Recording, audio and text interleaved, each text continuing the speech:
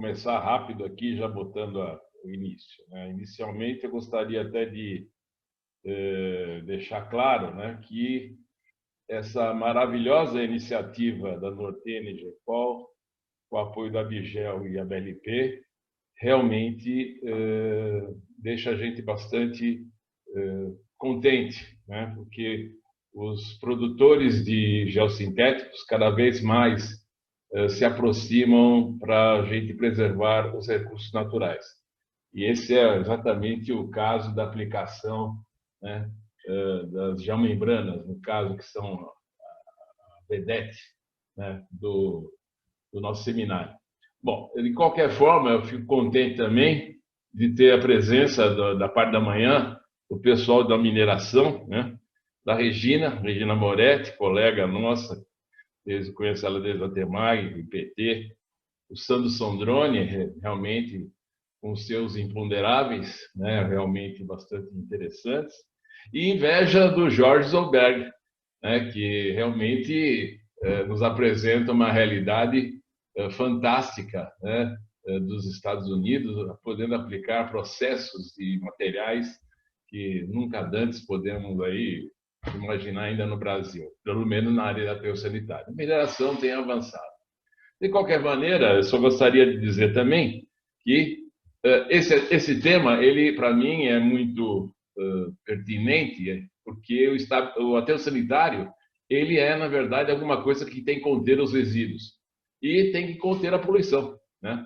Então, ele tem que ter toda a proteção necessária, requerida, né, projetada. Então, eu vou falar um pouco sobre essa estabilidade e sobre a instabilidade, né? Porque não é só de estabilidade que se vive, né? Vocês vão notar um pouco. E também lembrar que nós também temos, né, liquefação dos aterros sanitários, né? Então, se der tempo, a gente mostra um videozinho sobre uma liquefação de aterro sanitário, incrivelmente.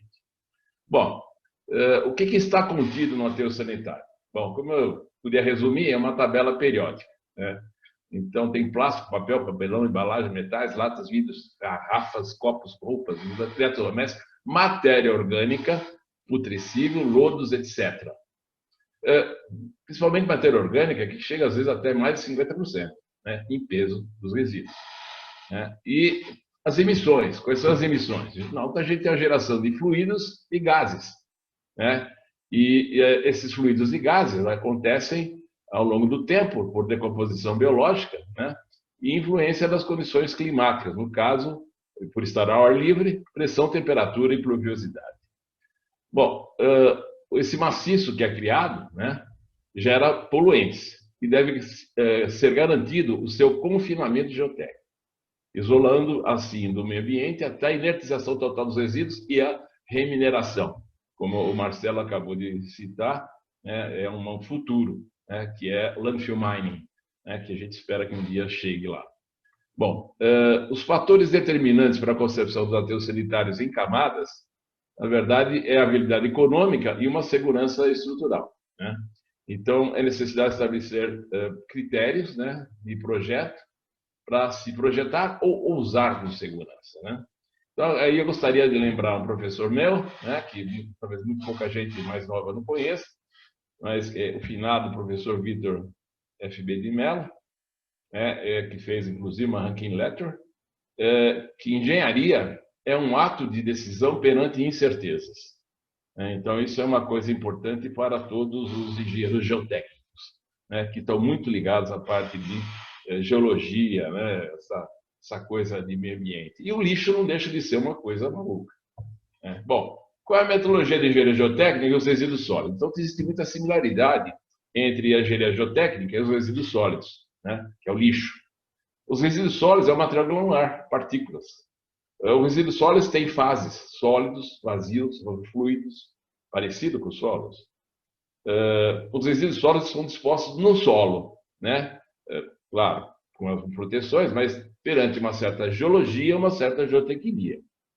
Então, eu acho importante mostrar que as peculiaridades, né, que eu tenho que ter uma economia de espaço, né, ocupação do espaço, então a gente empilha o resíduo, né, da disposição em camadas. E nós estamos agora, né, em função exatamente das empresas de geossintéticos, por baratear os custos, usar exatamente esses outros materiais, né? Fantástico, né? Sempre quando iam a meu escritório perguntar se eu vou abrir uma empresa de geossintéticos, eu falei, pode abrir, vai ser fantástico. E hoje nós temos uma realidade, né, maravilhosa. Então, a gente aplica os geossintéticos em várias fases das obras, né?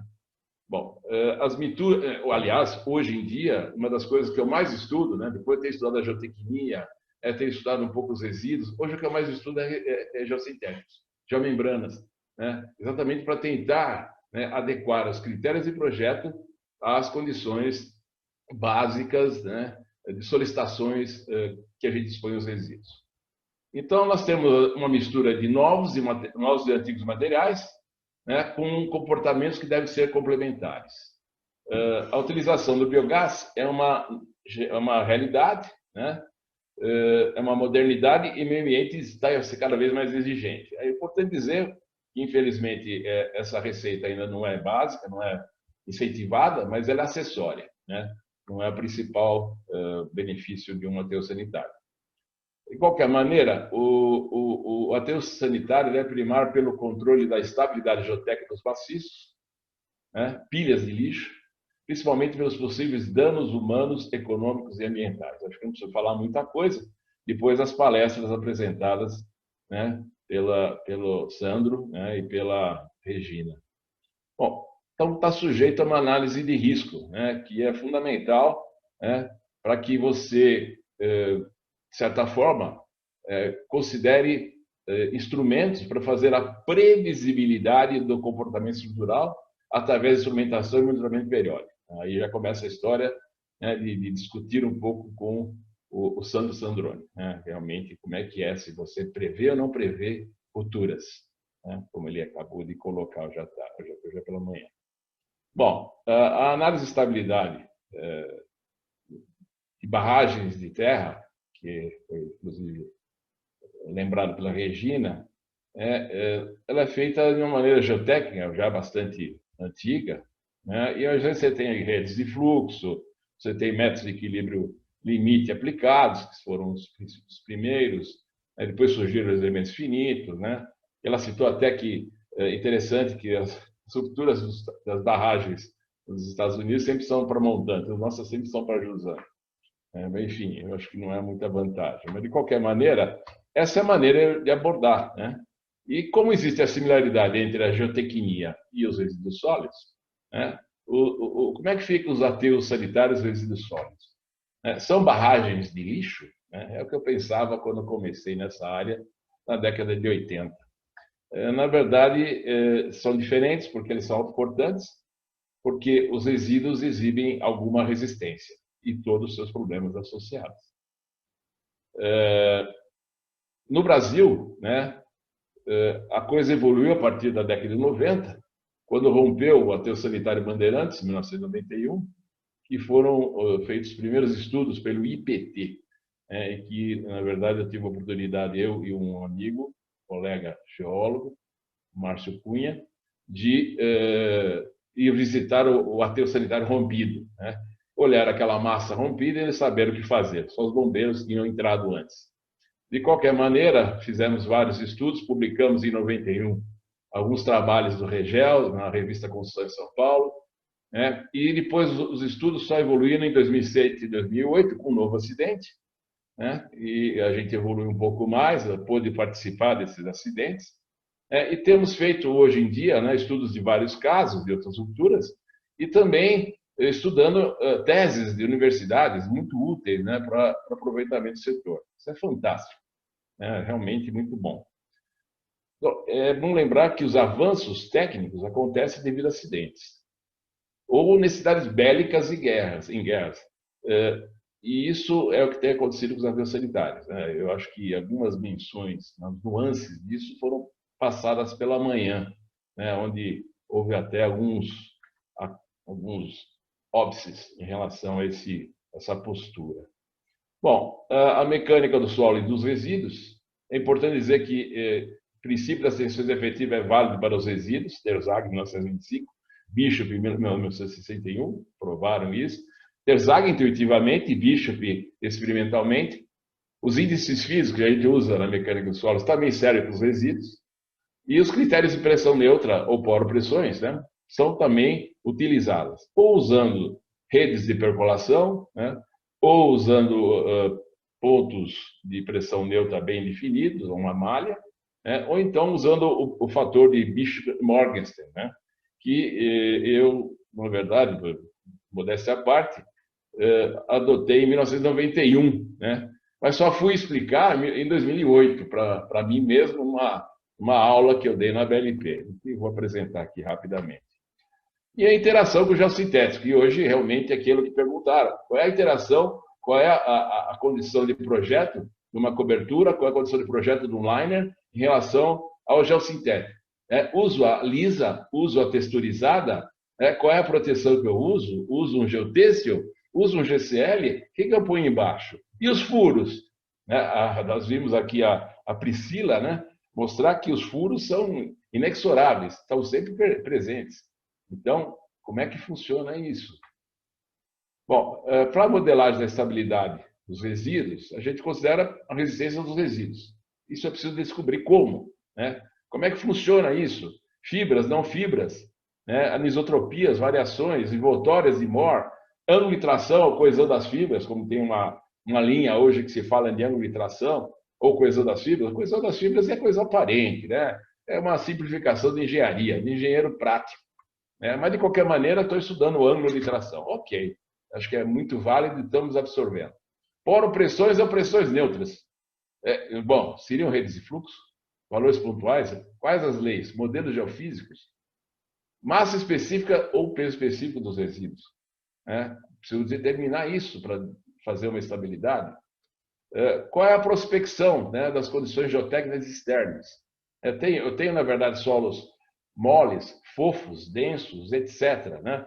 Fundações, ombreiras, nascentes. Antigamente a gente desviava as nascentes, né? Poder interferir nas nascentes de maneira a preservá-las e poder usar o seu espaço para os aterros sanitários. Em muitos lugares, o balanço hídrico sendo positivo, você só tem vertente de drenagem. Então é complicada essa história hoje das áreas de preservação permanente e a sua ocupação. Mas tem que ser considerado. Quais são as condições de análise? Projeto ou já executado, geometria, né? O período construtivo, como é que funciona? Quais são as etapas? Qual é a velocidade de carregamento? É uma velocidade lenta? Rápida? Como é que funciona isso? Isso tem que estar mais ou menos definido. A velocidade de carregamento, o próprio Sandro mostrou que é fundamental, né? Para se determinar, é crítico, né? É uma coisa importante, né? Bom, de qualquer forma, precisa de um modelo numérico. Então, usa-se o método limite ou métodos de elementos finitos. E uma coisa muito importante, um engenheiro geotécnico especializado, né? Isso não se pode abrir mão, né? Não basta ter um modelo matemático, né? Nós precisamos ter alguém que tenha especialização. Bom, a modelagem limite por equilíbrio limite é simples, todo mundo deve mais ou menos conhecer. Uma mensagem. Acho que eu não sei por que essa mensagem. Desculpa, tem uma mensagem na tela aqui que eu não consegui decifrar. Mas, de qualquer maneira, é exatamente pegar um talute, dividir em lamelas e aplicar as leis do equilíbrio de tensões e de forças, né? Para exatamente poder chegar num sistema e adotar vários métodos para a resolução desse sistema, né?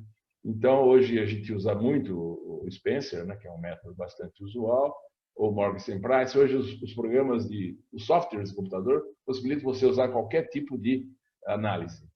Rupturas não lineares, superfícies não lineares ou, superfícies não circulares, circulares, logaritmas e etc. Muito interessante.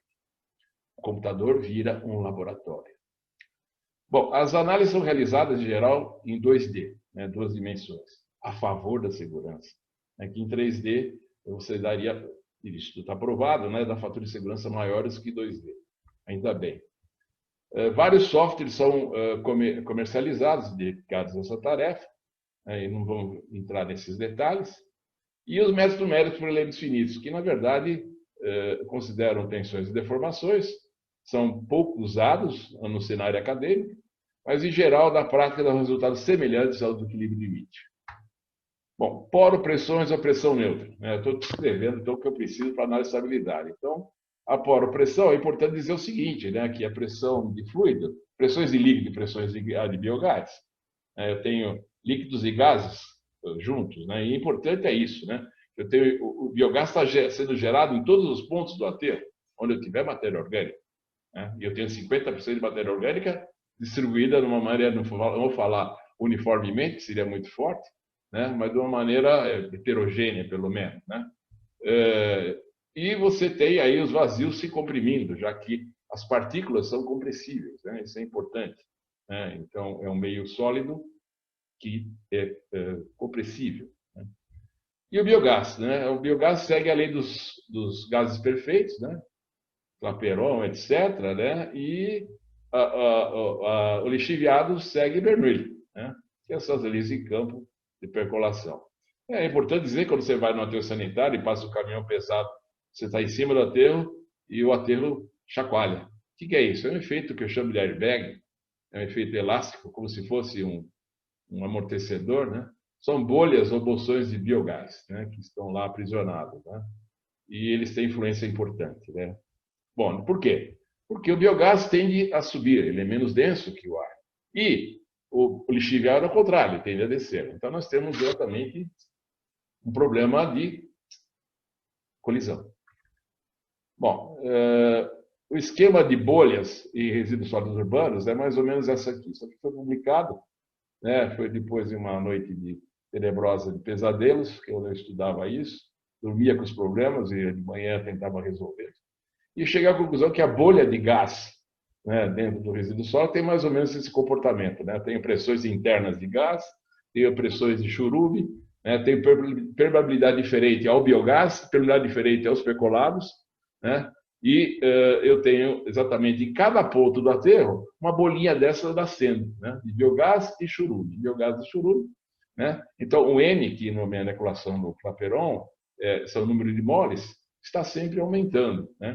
E PV é igual a NRT, né? Então, já todo mundo conhece do colegial.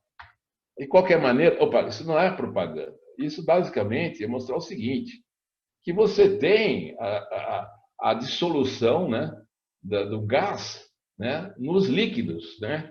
Então, isso é importante. Você abre uma garrafa de Coca-Cola, né, já sai diretamente os líquidos, né? E tem uma lei para isso, a lei de Henry, né, que foi proposta em 1802, e a solubilidade dos gases em líquidos. Então, na verdade, dentro do aterro eu tenho pressões de gases, pressões de churume, e o líquido está impregnado, né, com uma pressão, né, que, na verdade, é diretamente proporcional à pressão parcial do gás acima do líquido. Então, isso que é mais ou menos a teoria da bolha, né, que eu acabei de dizer de uma maneira, isso é micro, né? E aqui é só para lembrete, né, que isso é uma verdade, né, pelo menos para a Coca-Cola. Então, essas equações que gerem esses tipos de lei dos gases perfeitos, né, PV sobre T igual a constante, PV é igual a NRT. Então, nós temos aí algumas coisas que para se pensar, né? E a gente sabe que fazendo aí uma geofísica em aterros sanitários, com vista à determinação de bolsões, né? Então o azulzinho é bolsão de churume, né? O verdinho, né? E mais para o azul claro, verdinho, azul claro, mesmo para amarelo, são bolsões de gás, né? Então o churume, o lixiviado, né? Ele aparece aí como lençóis suspensos, né? E isso tem que ser interpretado para que a gente possa mais ou menos poder conceber os processos de estabilidade, né, ou de instabilidade. Então, esse é o esquema que eu mais ou menos defini, publiquei com os colegas, né, com o Marcão, em 2008, né, em 2010. Em 2008 eu fiz a palestra, em 2010 eu publiquei na revista da BNP, está publicado, exatamente os bolsões de gases e churume. E notem que os sistemas de drenagem de gás são descontínuos. Então, na verdade, você tem uma bolha, né, de biogás drenando para outra, que a outra bolha está nascendo, né? Bolha não, isso aqui é um bolsão, né? Na verdade, existe em cada ponto aqui tem o quê? Uma bolinha, né, nascendo. Essa ideia é bastante interessante. O churume tentando a descer, o biogás tentando a subir, né? E os drenos de camada drenando para os drenos verticais, né, de gases e churume, tá certo? A queima em flare lá em cima, né? Então, esse foi o modelo que nós concebemos para os aterros sanitários, né? Na década de 90, mais ou menos com esse critério de projeto. Anotem aqui as pressões e Z. Como é que ficaria um gráfico das pressões em função da profundidade desse aterro? Então, seria isso aqui. Na verdade, eu tenho aqui, eu coloco em verde uma coisa que não tem nada a ver com o gráfico, mas seria o que? A pressão hidrostática. Né? Onde esse coeficiente angular aqui é o que? A gama do líquido. Né? Água, por exemplo. Né? E aqui eu teria a curva da tensão, desculpe, tensão vertical devido ao peso específico dos resíduos. Seria uma coisa que começa mais baixa, vai crescendo, não posso usar isso aqui, vai crescendo, né, e pode até ser mais superior ao gama, né, do líquido, né, e chega às vezes até 15, 16 kilonewton por metro cúbico. E aqui eu tenho um gráfico da variação da própria pressão dos resíduos. Eu sabia muito pouco sobre isso. A gente sabia que tinha uma lei de variação, pelo menos crescente com a profundidade, mas não se dispunha nada. E como engenheiro, o que nego, quando sabe que o vento tem uma tortuosidade assim, que ele adora fazer? Passar uma reta. E a hora que ele passa uma reta, olha o que ele descobre. É o RU, né? Interessantíssimo, que nós adotamos na retroanálise do Aterro Sanitário Bandeirantes em 1991. Só que eu vim chacar essa história aqui só em 2010. Né? Então, sei lá, intuição, não sei pode chamar, chutador, pode ser. Né? Então, interessante, né? Bom, de qualquer maneira, esse modelo aí ele serve para um aterro sanitário normal, que a gente conhece, com coberturas diárias ou praticamente diárias, né? E quando você tem um lixão, ou tem um aterro controlado, ou qualquer outra coisa parecida, esse modelo pode não se aplicar. Como é que eu descubro? Quando você vai no médico, estou com uma dor aqui no estômago, faz o quê? Ah, toma um remédio? Não, você tem que fazer o quê? Uma radiografia, uma tomografia, enfim, uma ressonância. Nós fazemos prospecção geotécnica. Né? Então, isso aqui é base para nós. Né? Então, são válidas todos os princípios da mecânica dos solos, obras de terra, engenharia de fundações, em relação à percolação de água, né? Mas precisamos adaptar à realidade de cada caso.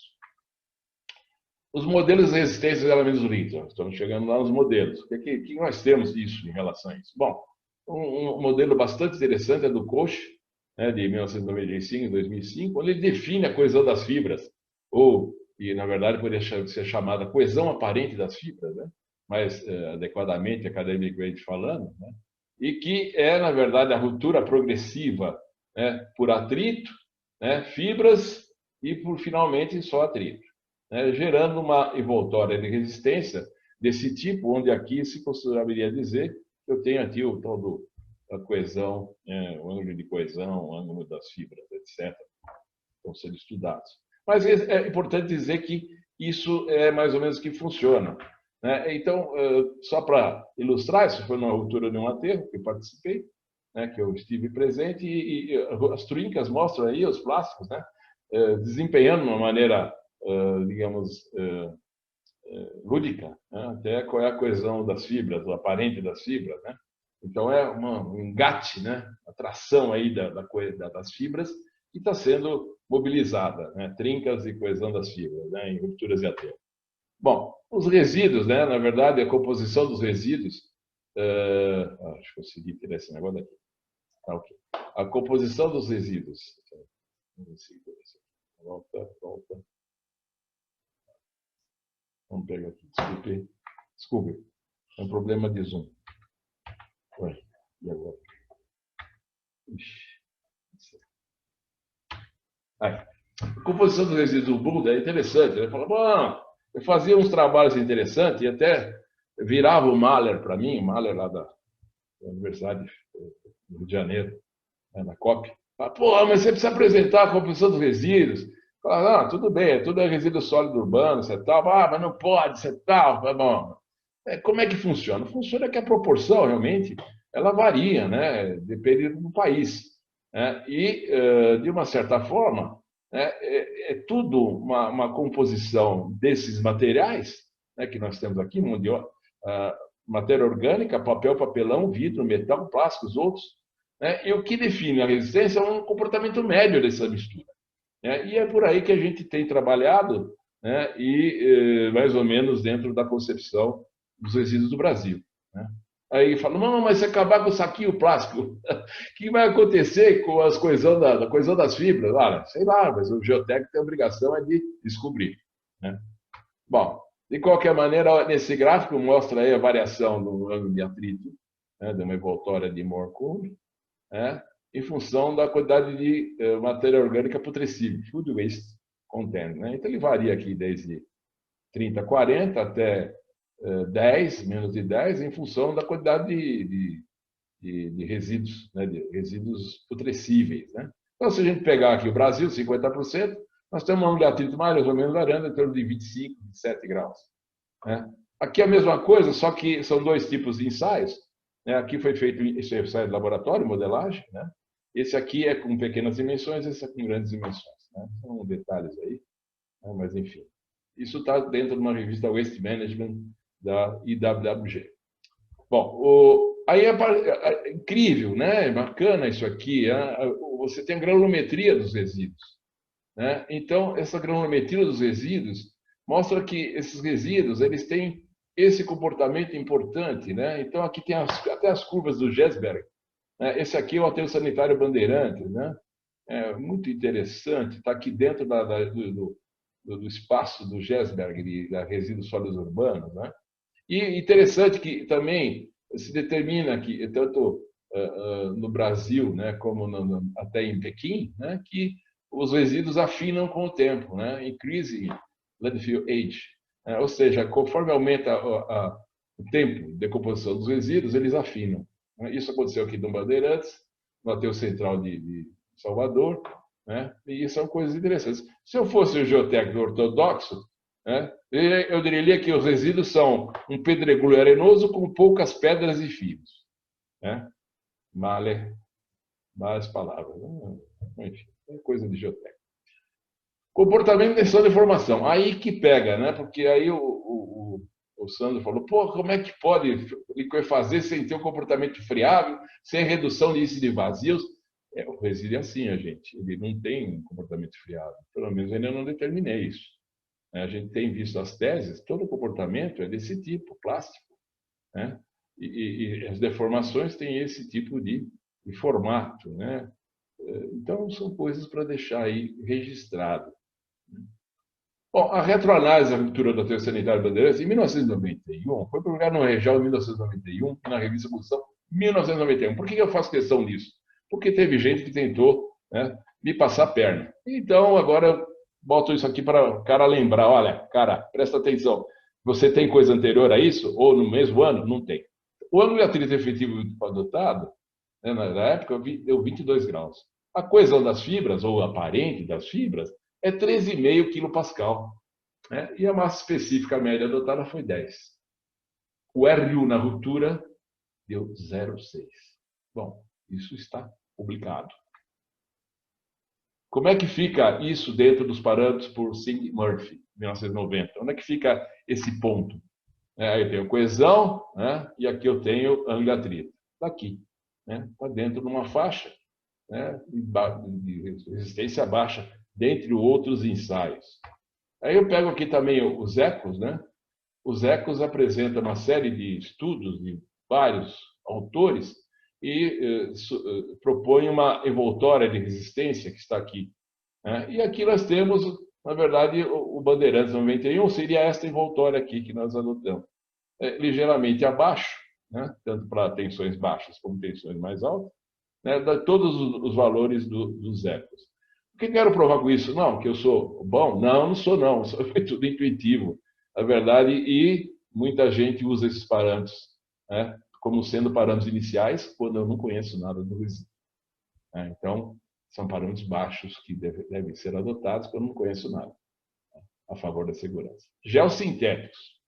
Aí é uma praia que eu estou estudando, né? Então, dizer que uma das coisas que mais me deixa citados são exatamente os ângulos de atrito entre vários tipos de geomembranas, entre solo granular, solo argiloso, geotêxteis, né? GCL, enfim, qual que é, como é que funciona Como é que isso aqui é uma coisa fantástica, é um outro mundo, é um outro mundo. Isso deve ser sempre aferido pela interação de solos e geossintéticos, né? Ou por análise de equilíbrio limite, ou por análise de tensões, né? No estado de duplo de tensões, você resolve uma série de problemas. Chama para o círculo Limor, que você resolve todos os seus problemas de interação entre geossintéticos, inliners ou em coberturas, né? Chama para o círculo Limor. É aí que funciona. Bom, sistema de reforço de fundação, fundamental, GeoGrelha, gente, ter usado isso, né? Além de todo o sistema de liner composto, que é comum, né? Mas o geotêxtil, não tecido, RT14 separador, né? Camada de areia média, enfim. Mas é importante isso, essa geomembrana unidimensional, né? Ela ajuda muito em algumas condições. Isso aqui é um aterro em condições especiais, em cima de solo mole, argila mole. Né? Bom, peso específico do resíduo ou massa específica do resíduo. Isso é difícil de determinar. Então, algumas publicações mostram variações interessantes, né? Em função da profundidade, né? E em função, né, do esforço de compactação, né? Se você aplica mais ou menos esforço de compactação. É uma maneira qualitativa, low, typical, right? Mas, de certa forma, mostra como é que varia, né, essa massa específica dos resíduos, né? Eu tenho uma variação de 5 a 15, aqui a 0, né? E, sei lá, chegando aqui a 12, 11 a 15, né? Lá embaixo, né? Na grande profundidade de 60 metros. Isso é importante. Né? Então, aqui umas outras ideias de massa específica, peso específico, né? E os ensaios de sítio, né? Que nós fizemos até na década de 90, davam valores de 6 a 14 kN metro cúbico, né? Por favor, às vezes eu confundo pressão com massa. Isso aqui é quilonewton metro cúbico. Lá também era quilonewton por metro cúbico, por favor, não é quilopascal. De qualquer forma, isso mostra umas variações bastante interessantes. Isso está bastante estudado por vários autores, né? E eu acho que apresento alguns aqui. Né? Esses ensaios de sítio são aqueles feitos que você faz o buraco e usa uma lona e enche de água. Né? O fator de segurança, até já foi falado aqui, qual deve ser o fator de segurança? Olha, nós não temos normas para aterro sanitário para segurança, mas nós temos a norma para aterros sanitários em costas, e a gente usa esses critérios. Então, a norma técnica exige o fator de segurança maior que 1, obviamente, com essa estrutura, né? E geralmente varia de 1,3 a 1,5, depende do risco envolvido. Então, aí algumas análises de estabilidade, né? O que eu mostrando aqui, rupturas, no caso, circulares, não circulares, né? Aterros homogêneos, depois não homogêneas. E importante, às vezes, saber direcionar a estabilidade de maneira que seja adequada para várias condições, né? Geral, local, etc. Né? Isso depende de quem está por trás do vídeo. Né? Esse cara que está na frente do vídeo aqui define essas coisas, que é o engenheiro geotécnico. Bom, resumo da história, né? Nós temos a geometria do projeto, as condições dos dados. Né? Com os dados que nós acabamos de falar, nós determinamos as condições de criticidade do aterro e definimos o projeto de instrumentação geotécnica e monitoramento no tempo, para ter a previsibilidade geotécnica. Isso é para isso que a gente faz monitoramento. Né? Então, essas análises que a gente faz de pressões, deslocamentos, né, e mesmo os dados de sondagem que a gente executa em resíduos, é fundamental, realmente são fundamentais para a gente poder definir a estabilidade perante a criticidade definida.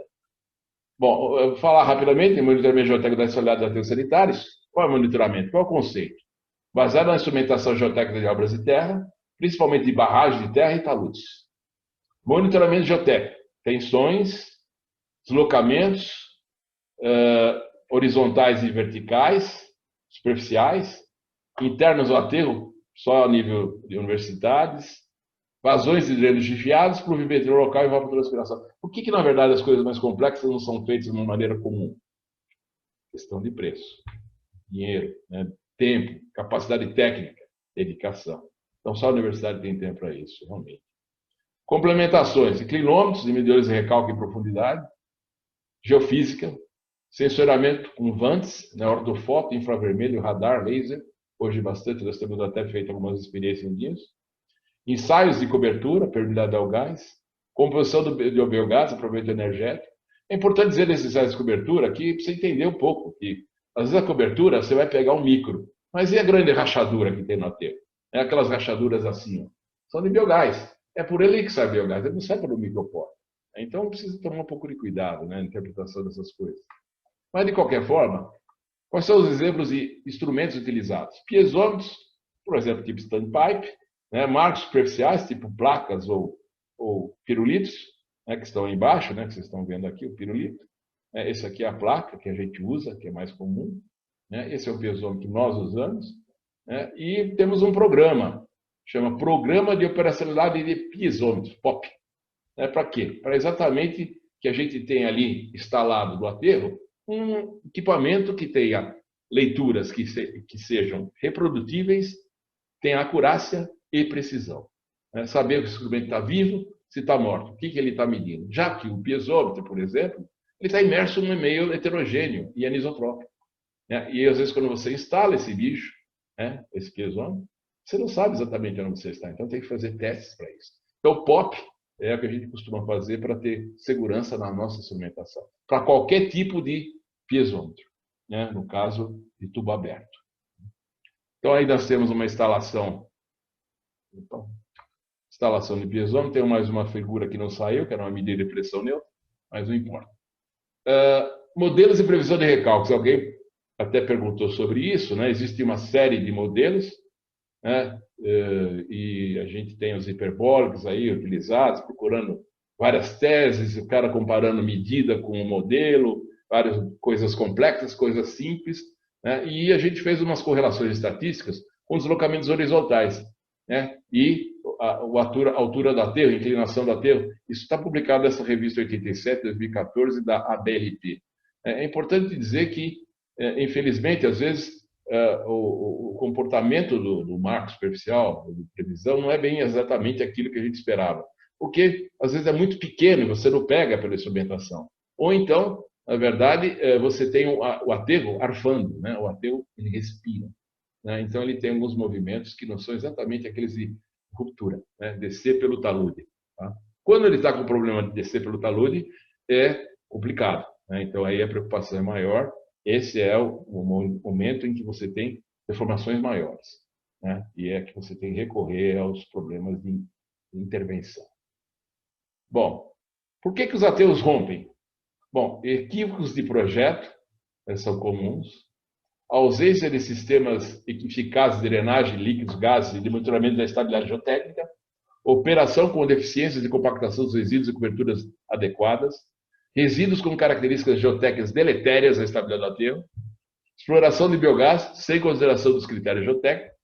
Monitoramento deficiente ou acompanhado indevidamente. E geossintéticos mau uso. Bom, os aterros ditos controlados, verticalizados, regiões de balanço hídrico positivo, onde chove mais do que evapotranspira, tem grande risco de ruptura. Bom, as inspeções técnicas de campo são sempre essenciais, com observação de todos esses parâmetros, e é importante dizer que existe um princípio de segurança, né, que as estruturas costumam, né, avisar com antecedência, suficiente para interferir, precisa saber interpretar. Então, como diz o Sandro, né, como é que não valeu nada aquela instrumentação? Não, peraí, né?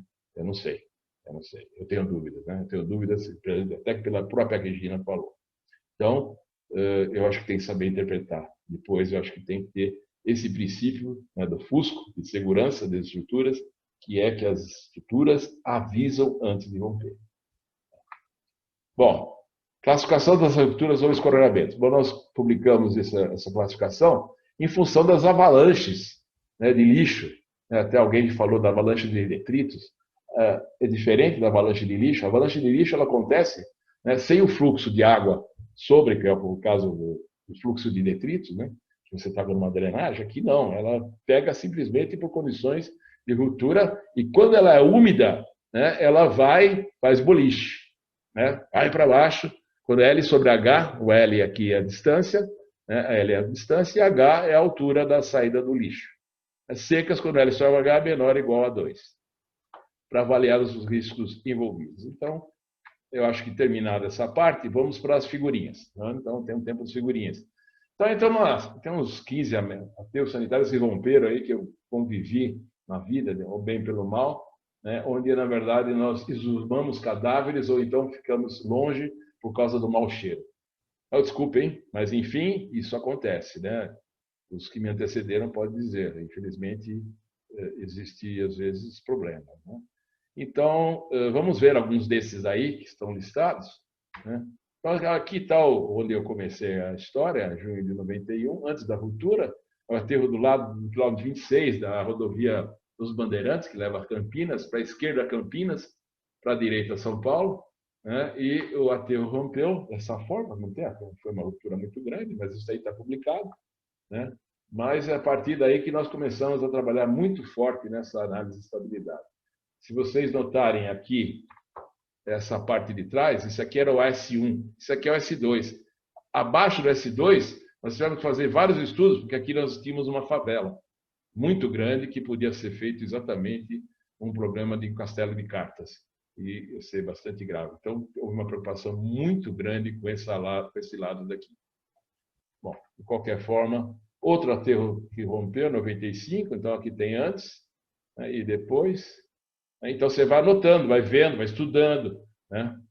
Esse aqui também é o Itacoaxetuba, em 2000. Né? Notem, ele andou 600 metros, mais ou menos, aproximadamente. Né? E esse foi uma altura úmida. Esse aqui é um aterro controlado de fora, é um controlado, já não era um aterro sanitário. Né? O aterro sanitário estava aqui sendo implantado, lá aqui embaixo, vocês podem ver. Esse aqui era o controlado lateral, ele rompeu aqui.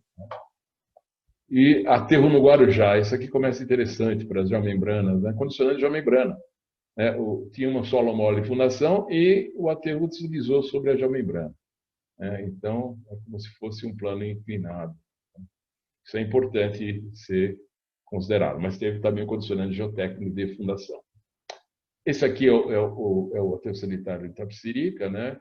Antes e o depois, mais ou menos, para ter uma ideia do buraco. Esse aqui, então, desceu para cá, né? Ele desceu todo para aqui, para essa região.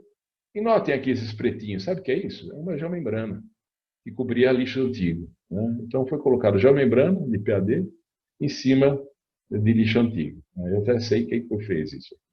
Mas, eu não vou falar, mas está aqui. Ó, o mal que ele fez foi exatamente chegar até esse ponto aqui. Claro, não foi ele o único maldoso, né? Mas é importante dizer que esse é o mau uso da geomembrana. Né? Então, isso é interessante. Isso aqui é uma outra ruptura do aterro, né? Bastante grande, né? E ele, na verdade, foi no Sítio São João. Né? E note o tamanho, né, do problema. Aqui tinha uma linha de dutos da Petrobras que passava, que não aconteceu nada, passou por cima, estava enterrado. Né? E essa ruptura foi retrogressiva, ou seja, ela não parava. Né? Então, tinha instrumentação. Explosão, né? Opa, explosão e aterro sanitário. Para explosão, gente, você tem que ter uma mistura de metano, ar, oxigênio e uma faísca. Né? O ambiente do aterro sanitário é o quê? Anaeróbio, não tem oxigênio.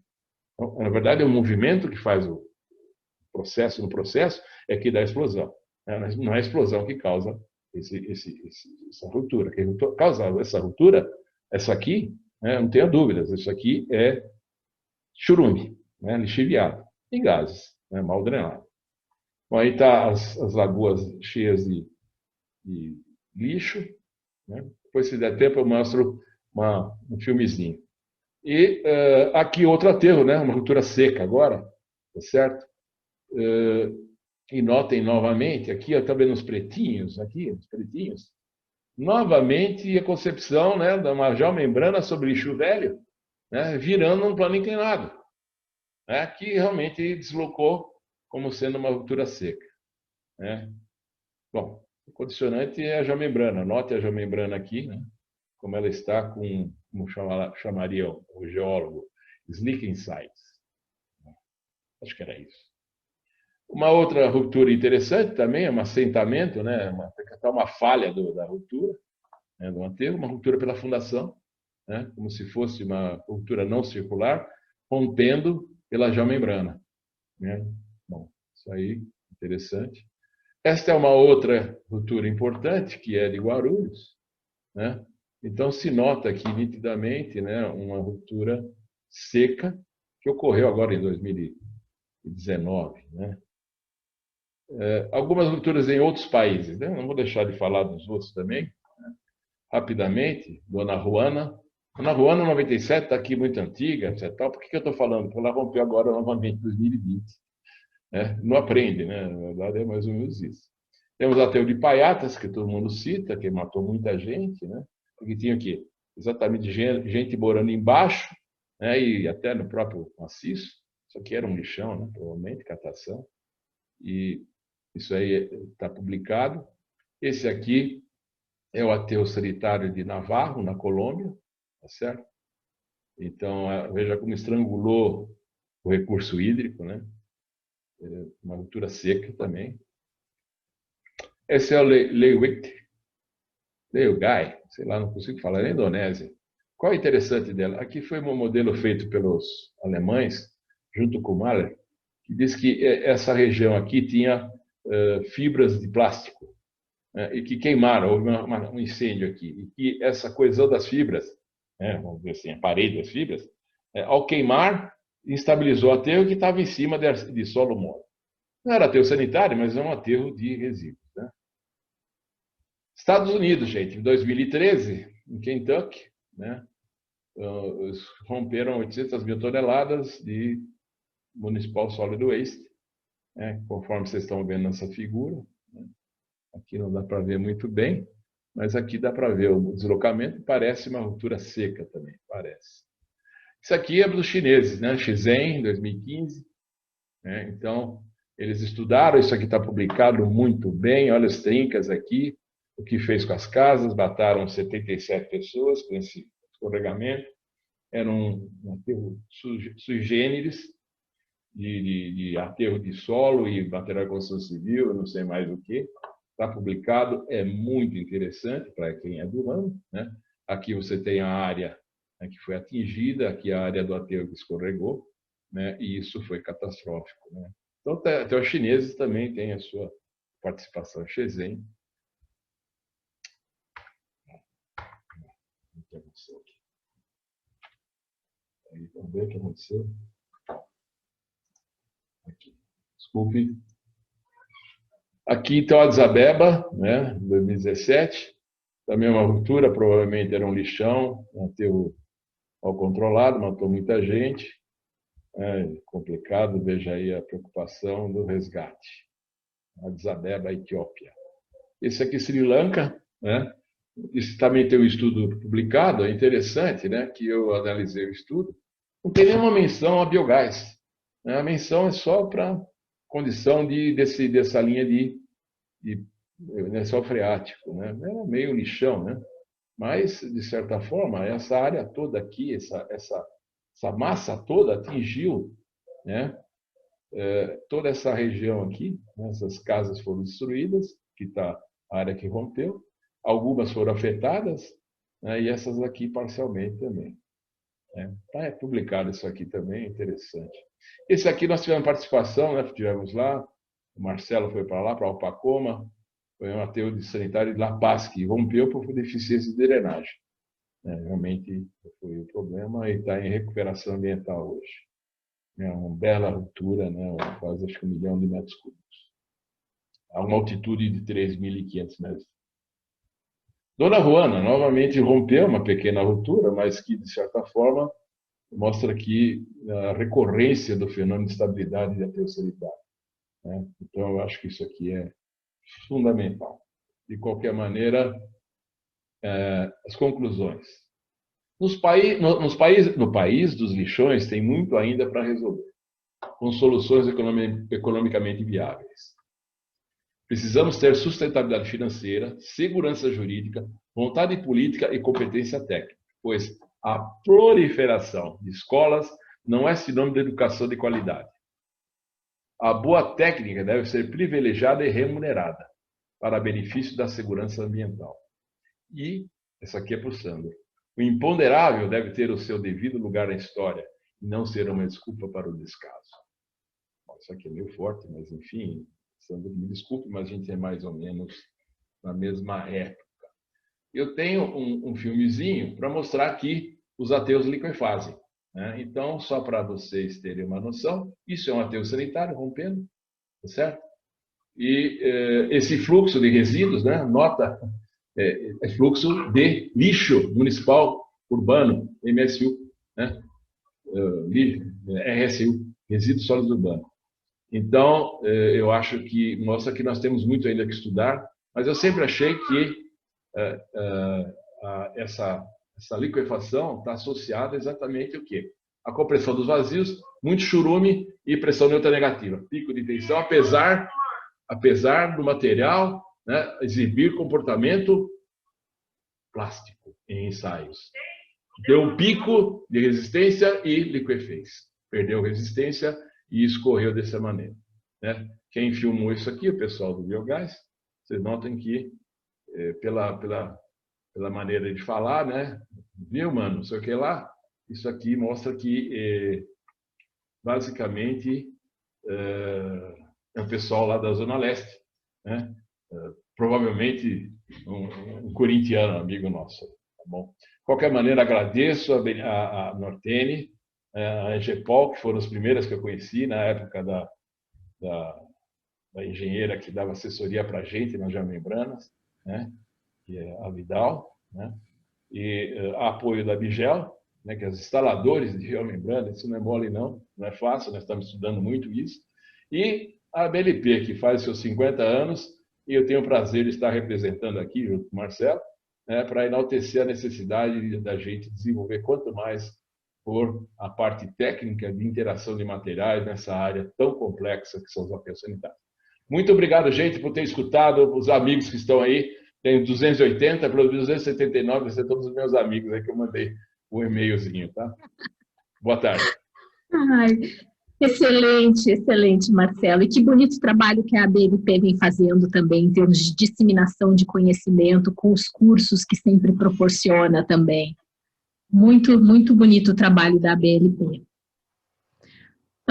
Vamos às perguntas, Clóvis? Pois não, estou à disposição. Vamos lá, temos aqui algumas perguntas, Clóvis.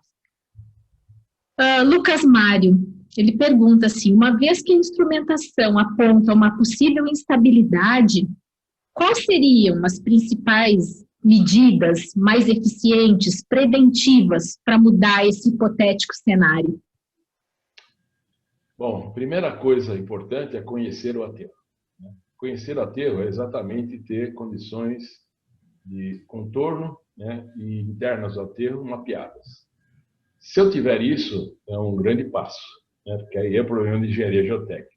Se eu não tiver, eu tenho que providenciar isso, né? Tenho que fazer uma instrumentação, né, que atenda em relação à segurança, para observar. E, claro, instrumentação e monitoramento não segura aterro, tem nada a ver com isso, né? O que segura aterro são as intervenções. E aí tem vários tipos de intervenções em função de cada caso. Você pode fazer drenos, você pode fazer impermeabilizações, coberturas, você tem também poços que você possa executar, enfim,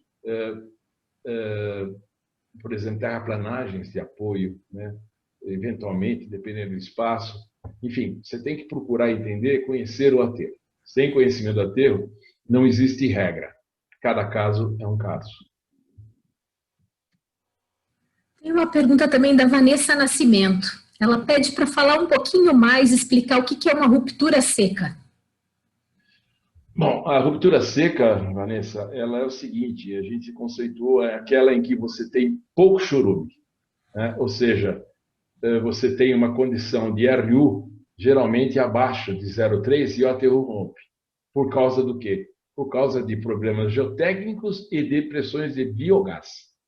E o que acontece quando ele rompe por biogás? Eu não tenho a liquefação. Então, a ruptura é mais ou menos como se ela viesse, saísse do talude e sentasse em frente ao aterro, praticamente, com L sobre H menor que 2, é igual a 2. Quando eu tenho uma ruptura úmida, aí você entende melhor, ele está saturado de chorume, saturado de lixiviado. Quando ele rompe, o que acontece? Ele liquefaz, como eu acabei de mostrar no final, e desce, né? e ocupa um espaço maior do que a altura, bem maior, 2 vezes a altura de onde ele saiu. Que foi o caso agora que vocês mostraram no filme, uma liquefação de aterro solitário. Sérgio Costa nos encaminha 3 perguntas. Vamos lá. Ele comenta que na dissertação de mestrado ele avaliou a resistência ao cisalhamento de interface entre geomembrana e diversos geossintéticos. A primeira pergunta é como tem sido a experiência da Geotec com as análises probabilísticas da estabilidade dos taludes? Bom, eu não sei bem o que você quer dizer com probabilística, né? Probabilística, na verdade, são probabilidades de ruína.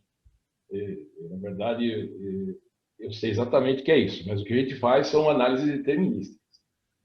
E a análise é feita em função da condição de aplicação do geossintético, por exemplo, em liner. Então, por exemplo, em liners, qual é a concepção de projeto que você tem num liner plano? Você usa uma geomembrana texturizada ou uma lisa? Qual é a diferença? Então, isto é feito por modelagem, deterministicamente. E como é que você aplica isso? Em talude, o que você deve usar? Como é que isso funciona num liner de talude, onde eu tenho alguns materiais e eu quero que haja um desempenho adequado, tanto da geomembrana como da proteção dela e do seu apoio, num GCL ou num solo. Então, isso é estudado, às vezes, no micro, na análise de tensões, dependendo do projeto do aterro. Então, até acho que eu tenho que dar uma mão à palmatória, porque isso, na verdade, é um objeto de estudo hoje. Você fez a sua tese exatamente estudar esses componentes. E nós temos feito isso, e via de regra, isso se depara e a gente modela e define. Claro que a aplicação do geossintético, como a gente acabou de ver aí, pela brilhante palestra da Priscila, que eu acho fantástica, realmente a aplicação do geossintético é mais importante, às vezes, que a própria concepção. Mas a concepção, ela vai por esse caminho.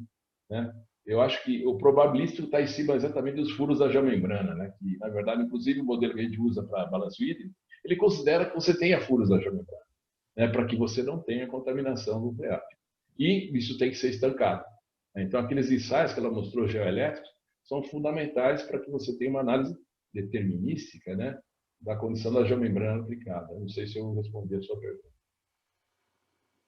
Outra pergunta do Sérgio também, ele fala ali sobre a estabilidade dos taludes, que utiliza os parâmetros de coesão e ângulo de atrito. E a pergunta dele é se a Geotec utiliza a teoria da elasticidade, usando módulo de elasticidade e coeficiente de Poisson. Isso, geralmente, são parâmetros de entrada do método dos eventos finitos. Já pratiquei muito tempo no IPT, na época que eu era no IPT. Eu comecei exatamente com o professor Faisal Massad a fazer esse tipo de análise de elementos finitos. E foi de lá que eu vim com a história da RU. Em 1977, tinha uma barragem que tinha uma camada ruim lá, mal compactada, saturada, e eu tive que aplicar o RU, e ele aprendeu o RU, e tal, achei que foi bastante interessante, e aplicando. Na verdade, o que acontece? A teoria da elasticidade, na verdade, ela de certa forma, ela serve muito bem para os métodos exatamente numéricos, diferenças finitas, elementos finitos, etc. Agora, o que a gente mais usa é o equilíbrio limite, onde isso não é, na verdade, utilizado, esses 2 parâmetros, pelo menos o Young e o Poisson. Então, a gente, na verdade, não usa esses parâmetros, porque às vezes são difíceis de obtenção. De certa maneira, a gente pode até achar na bibliografia, na sua tese, por exemplo, esses parâmetros, usar de uma maneira prática. Eu sempre estou pesquisando o texto. Você está marcado para mim atrás da sua tese, exatamente para pegar o que é bom. Porque é o seguinte, o que é bom? O que é bom é o que é simples. Por que a teoria de adensamento de Terzaghi pegou unidimensional? Porque é simples. Então, eu acho que um dos princípios básicos da engenharia, de quem faz engenharia, é que tem que entender muito bem e procurar processos os mais simples possíveis. Veja, eu militei com elementos finitos até 1977, de 74 a 77, ou um pouco antes até. Eu plantei programas do Zinkiewicz e outras coisas, SAP4, SSSAP, etc. Né? Mas eu ainda não encontrei, né, uma forma prática de usar esses métodos. A terceira pergunta do Sérgio Costa é sobre GCL. Na linha da estabilidade de geossintéticos, a ruptura interna do GCL, onde os filamentos do material se rompem, pode gerar a instabilidade de um aterro? Bem, isso a gente procura estudar, né, com as características do GCL e uma análise de tensões, né? Então, eu tenho estudado isso, né, e depende muito das características de resistência do GCL, né? Então, a resistência à tração, né? E você compondo esses sistemas, né, e fazendo análise de tensões, de cisalhamento, né, e tração, você pode chegar à conclusão se você deve ou não usar o GCL de uma maneira mais pesada ou menos pesada. Né? Depende muito da condição do talude. Às vezes eu prefiro, né, que o resíduo possa deslizar sobre os geossintéticos. Né? Eu não impeço o movimento. Por quê? Quando eu impeço o movimento, eu crio as tensões de tração. Então, às vezes, é muito comum nos nossos projetos que a gente faça uma adequação entre a implantação e a operação, né? De forma que eu tenha uma compatibilidade de deslocamentos e tensões. Então, é a única coisa que eu posso, assim, genericamente, te responder. Agora, a sua tese, eu vou atrás.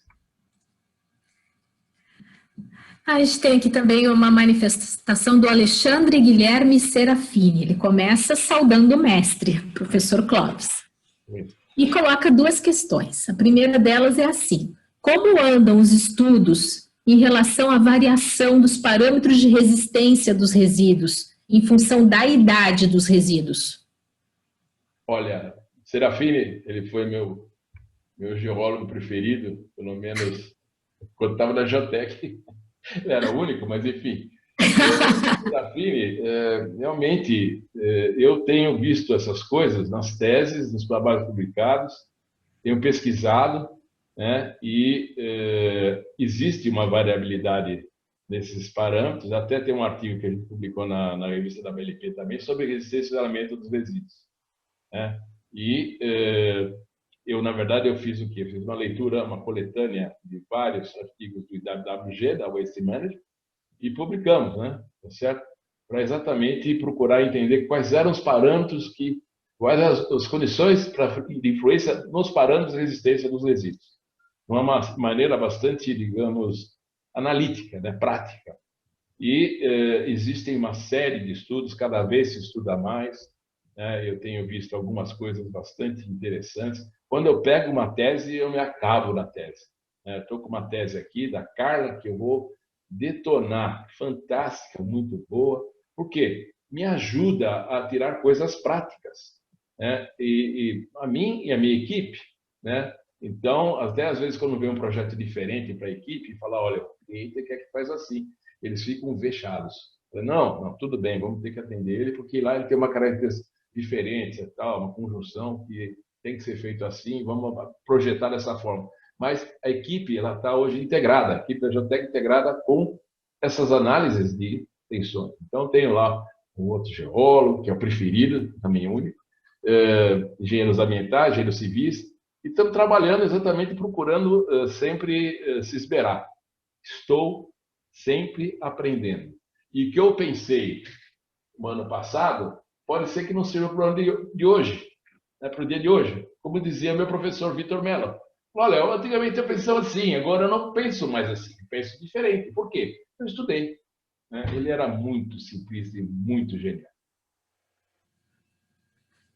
Ainda o Serafini nos coloca uma segunda questão. Por que não se adotam cálculos de probabilidade de ruptura, levando em consideração a variabilidade estatística dos parâmetros de resistência e massa em peso ou peso específico? Eu já tentei fazer isso um pouco, Serafim. Nem sei se foi na sua época, mas uma das dificuldades é conhecer a curva de distribuição estatística dos parâmetros. Então, aquele método de Monte Carlo, uma coisa que eu apliquei para uma condição bastante simplista em algumas análises de taludes. Monte Carlo é um princípio inicial, né? Onde você tem um modelo matemático e você varia os parâmetros de resistência segundo uma curva de distribuição probabilística, né? Resistência de gama, etc. E chega a uma curva de distribuição de probabilidade da ruptura. Infelizmente, a gente não tem dados o suficientes ainda, Serafim, em aterros sanitários, né? Para poder trabalhar dessa forma. Isso é uma boa questão para teses de doutorado e de mestrado, né? E é uma sugestão, né, para o pessoal que mexe com isso. Eu acho que é realmente muito bom obter parâmetros. Hoje em dia já tem mais parâmetros. Antigamente tinha muito menos, você sabe disso. Hoje em dia já faz SPT, já faz cone, né, nos resíduos, faz cisalhamento em laboratório, até no geossintético, junto com o lixo ou junto com os geotesses, etc. Enfim, está muito melhor, mas ainda está muito longe de a gente ter curvas de expressão estatística dos parâmetros. Jonathan Medeiros, ele comenta, a pergunta dele é: a manobra de reinserir o churume no maciço produz uma sensibilização do maciço na questão de liquefação? Essa manobra acelera a decomposição dos resíduos do maciço? Não isso, mas aumenta as pressões neutras, esporopressões. Na verdade, as esporopressões elas são aumentadas quando você reinjeta o churume no maciço. Então, depende, claro, do balanço hídrico. Isso em balanços hídricos que são negativos, tudo bem. Você pode estar substituindo a chuva pelo churume injetado, desde que seja convenientemente injetado, uniformemente, homogeneamente injetado, o que é difícil. Essa parte da decomposição, existe realmente algumas teorias sobre isso, mas o grande problema nosso, é a estabilidade geotécnica por poropressão, e não por perda de resistência. Então, hoje em dia, o que nós temos, por exemplo, no estado de São Paulo, é proibido a recirculação de lixiviados nos aterros sanitários, por uma questão de aterros antigos e estabilidade não tão boa. Então, isso é importante dizer. Nós temos estudado alguma coisa para você substituir a chuva pela churume recirculado. Em que sentido? No sentido de você cobrir o aterro com lonas e evitar chuva e injetar o churume. Então, mas só que isso ainda está em teoria, não tem funcionado. Uma pergunta aqui de Valdinei Leite Lima. Qual a melhor opção para cobertura de taludes das camadas de resíduo? Geossintéticos ou cobertura com solo e gramíneas? Bom, depende. Estou com um projeto agora, nós estamos com um projeto que nós temos que usar uma cobertura provavelmente geossintética. Por quê? Porque o solo não é conveniente para isso. Eu não tenho muito solo também. Se eu importar o solo, vai ficar mais caro que o geossintético. E eu vou ter que fazer uma lavra de solo e um novo licenciamento ambiental dessa lavra. Então, eu acredito que cada caso é um caso. Obviamente, a cobertura geossintética, nós temos estudado muito, tem vários aterros que nós temos proposto, aplicado, apesar às vezes, de relutância dos órgãos ambientais, é uma alternativa fantástica, porque você evita a geração de churume, disciplina os gases, e você economiza solo, fica muito mais limpo. Agora, em lugares onde você só tem solo, tem muito solo e está longe do centro urbano, veja, o Brasil é um negócio maluco, é continental. Então, imagina que, sei lá, no norte do país, Santarém está 18 horas de barco. Isso já cria um problema gravíssimo para o lixo. Então, a concepção do aterro ele tem que ser de acordo com as condições locais.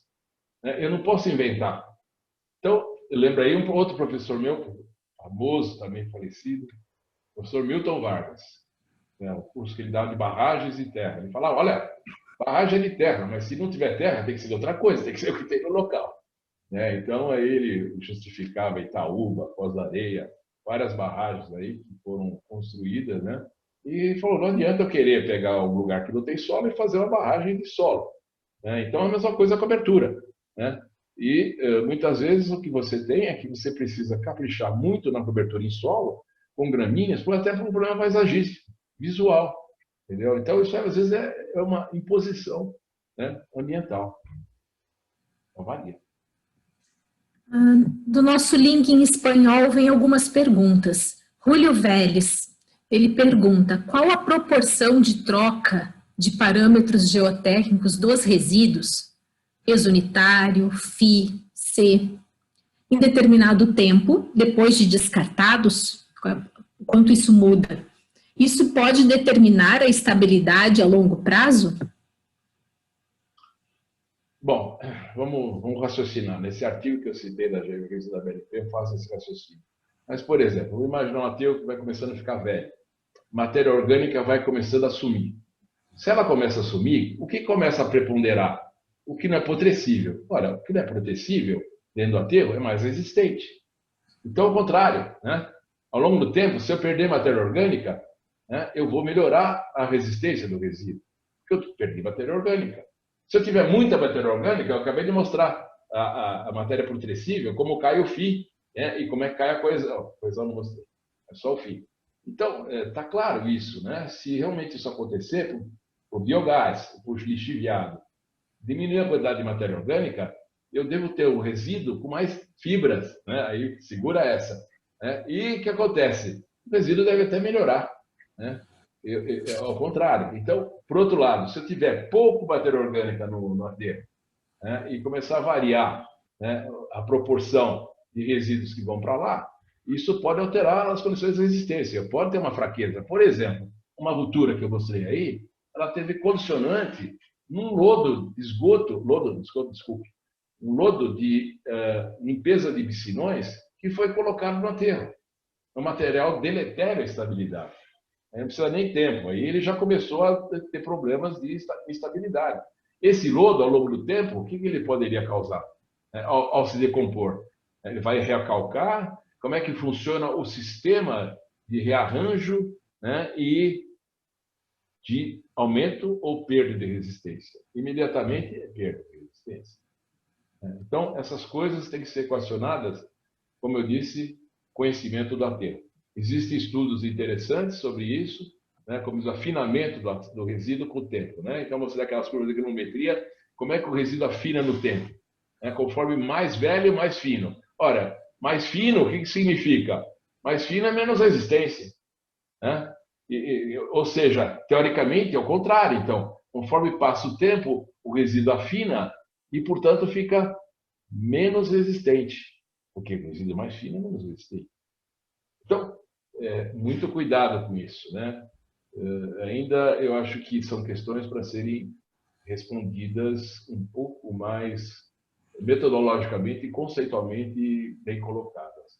Não conheço exatamente uma resposta. Vou pegar só mais duas questões para a gente poder avançar com a nossa agenda. Infelizmente vão ficar mais questões não respondidas aqui, mas certamente respondidas por e-mail. Vamos à questão ainda do canal em espanhol, da Josefina Martina. Você tem alguma informação quanto ao tempo após o fechamento de um aterro que o gás ainda está sendo gerado? Isso aí nós temos os modelos do IPCC, né? O Landgen, né? São modelos que a gente adota e existe, na verdade, hoje uma adequação de parâmetros, né? Tanto de geração como de decaimento, em função das primeiras publicações que foram feitas, né, do Landgen, e também com a experiência brasileira, né? Então, eu lembro que começou com 145% de decaimento, né? Acho que é mais ou menos isso. E hoje a gente trabalha, tem um amigo nosso especialista nisso, acho que com 79%, né? E aí você tem uma curva de geração do biogás em função da quantidade de resíduo que você colocou, a quantidade de matéria orgânica, né? E isso pode ficar gerando, né, por mais de 20, 30 anos, só que em quantidades menores. Né? A curva é pico até o final da operação, daí ela cai e vai caindo até assimptoticamente para zero, né? Eu não sei em quanto tempo, mas, enfim, aquele aterro sanitário que o Marcelo mostrou da Raposo Tavares, ele foi analisado e ele praticamente, depois dos seus 30, 40 anos, praticamente não tem mais gases.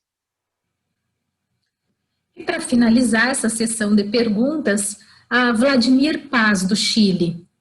Ele comenta que no Chile é utilizado GCL sob a geomembrana, mas há muita discrepância na umidade de 0 e umidade de 12%. O que deve ser usado? É a pergunta. Eu acredito que ele esteja falando a umidade na geomembrana, provavelmente, né? Bom, eu não sei bem qual é a referência, mas existe uma discussão entre a aplicação da geomembrana seca ou úmida, né? Então, isso é uma discussão que ainda eu não tenho condições, mas a gente sempre recomenda que a GCL seja aplicada da maneira como ela vem da fábrica, né? E protegida pelo PAD, ou seja, de maneira seca, né? Da maneira que ela, para que ela, ao sair o churume, ele tem contra a bentonita e reaja e bloqueie o furo. Agora, em relação à teor de umidade, eu não sei se é 0 e 12, ao que ele está se referindo, né? A bentonita ela atinge valores de umidade muito superiores quando ela umedece. Então, se pode ser a umidade relativa do ar, 0%, não deve ser. Eu não entendi direito a pergunta. Nós finalizamos essas questões por e-mail, pode ser, Clóvis? Pode ser, pode fornecer meu e-mail, não tem problema nenhum. Combinado, então. Clóvis Benvenuto, te agradeço imensamente esse tempo aqui conosco, foi uma palestra maravilhosa, saímos todos ganhando muito.